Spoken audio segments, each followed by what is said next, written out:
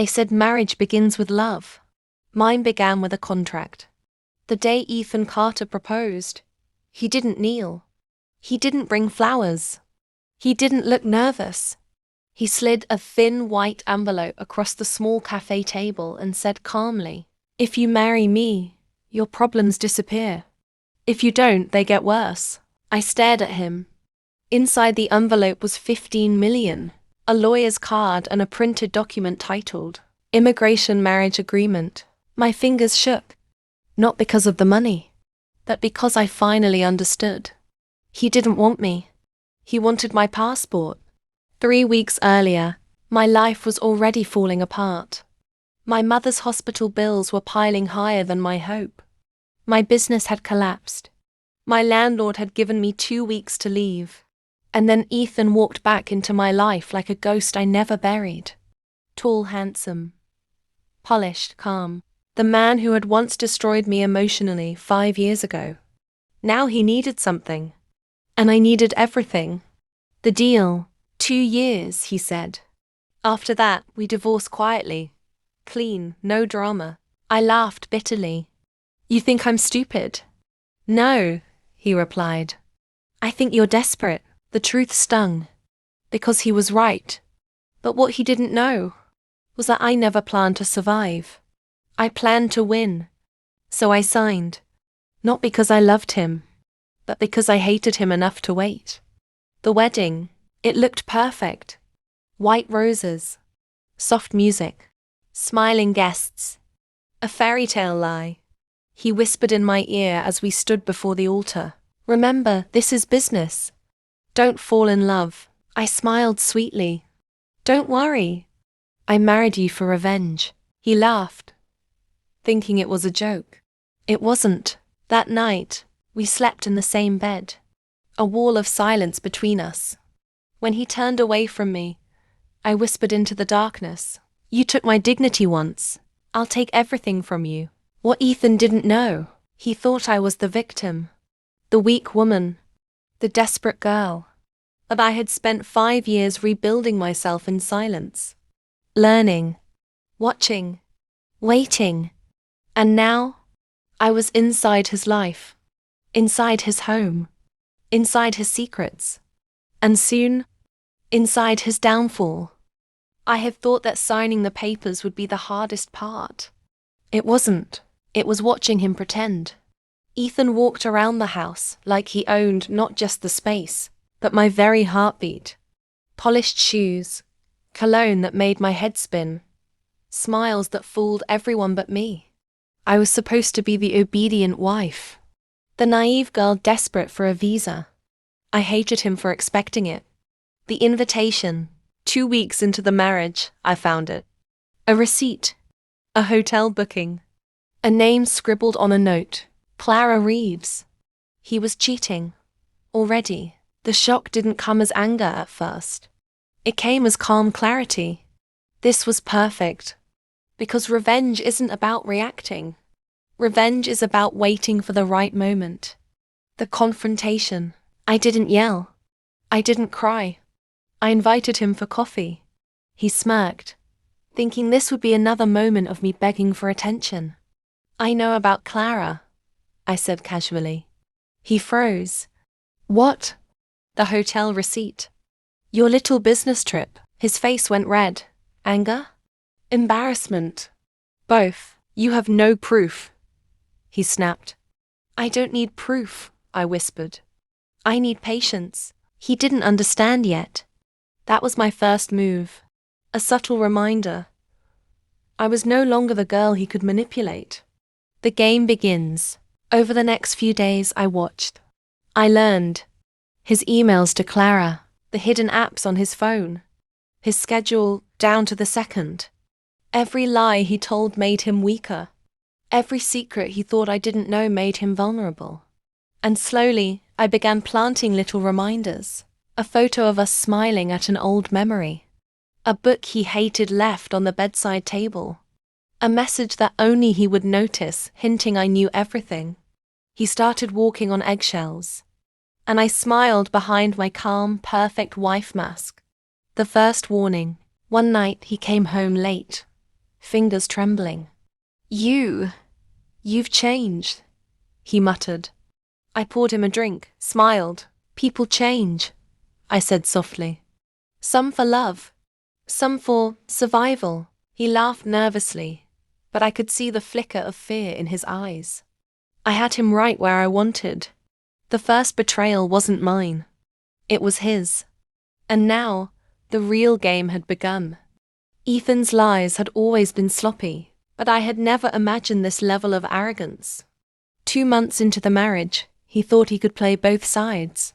He brought Clara into our home. Literally. The arrival. I was in the kitchen, preparing tea, when I heard the door click. Honey, I brought someone you should meet, he said, grinning like a man who thought he had won. Clara stepped in, dressed in bright colors, hair perfectly styled, smile like sunshine. She looked too happy, too confident, as if she owned the space already. I didn't flinch. I didn't speak. I smiled sweetly, the perfect mask of the docile, grateful wife. Hi, I said softly, handing her a cup of tea. Clara looked at me, a hint of surprise in her eyes. She had expected fear, jealousy, maybe even tears. She got polite, calm instead. The game begins. For days, Clara became a part of our lives, laughing with Ethan, sharing inside jokes, pretending I didn't exist. Everyone else saw the picture-perfect love triangle, but I saw a web of weaknesses waiting to be exploited. I observed the way Ethan softened in her presence, the lies he whispered to cover up his misdeeds, the little habits he thought only I noticed. Every move they made fed my plan. The first move, I began planting seeds of doubt. A misplaced note, a careless mention of my past friends, hints that Ethan's loyalties were being watched. Soon, Clara started to question him. Small doubts, tiny cracks. Ethan didn't notice, too wrapped up in his own arrogance. The tension explodes. One evening, I accidentally overheard their conversation. She's noticing things, Clara whispered. Not possible, Ethan replied, trying to stay calm. Yes, she said. And it's unsettling. I smiled behind the doorway. They didn't know it yet, but their world was already shifting. The poisonous calm. I kept my facade flawless. Sweet, caring, submissive, but every word, every smile, every gesture was calculated, a subtle poison in their perfect little triangle. I whispered reminders to myself. Patience, observation, execution, one move at a time. Because revenge is not impulsive. Revenge is precise. The calm before the storm was over. Ethan had spent months thinking he could manipulate me, control me, and keep his double life hidden. He was wrong. Every lie, every betrayal, every secret he thought I didn't know, I had catalogued, memorized, and weaponized. Now, the game was mine to finish. The setup, it started subtly. I arranged a business meeting for Ethan at a luxury hotel, a meeting he could not refuse. Naturally, Clara followed, thinking she would be part of a secret rendezvous. What she didn't know was that I had already set the trap. Cameras, microphones, recordings of every interaction. Everything was prepared. I watched from the shadows as they laughed, whispered, and plotted. Every careless smile, every whisper he thought was private, was recorded. Every indiscretion was proof. Ethan walked right into the collapse of his own making. The exposure. By the next morning, his life had begun to unravel.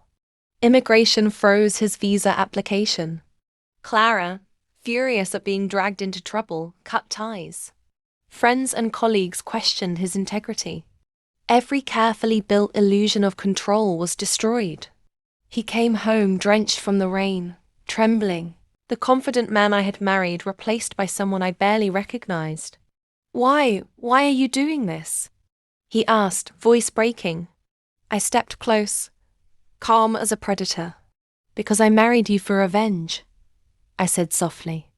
And now, you will feel the same fear, doubt, and humiliation you forced on me for years. For the first time, he didn't try to argue, charm, or intimidate. He was silent, broken, exposed. The reckoning. I didn't just want him to lose. I wanted him to understand the consequences of his lies.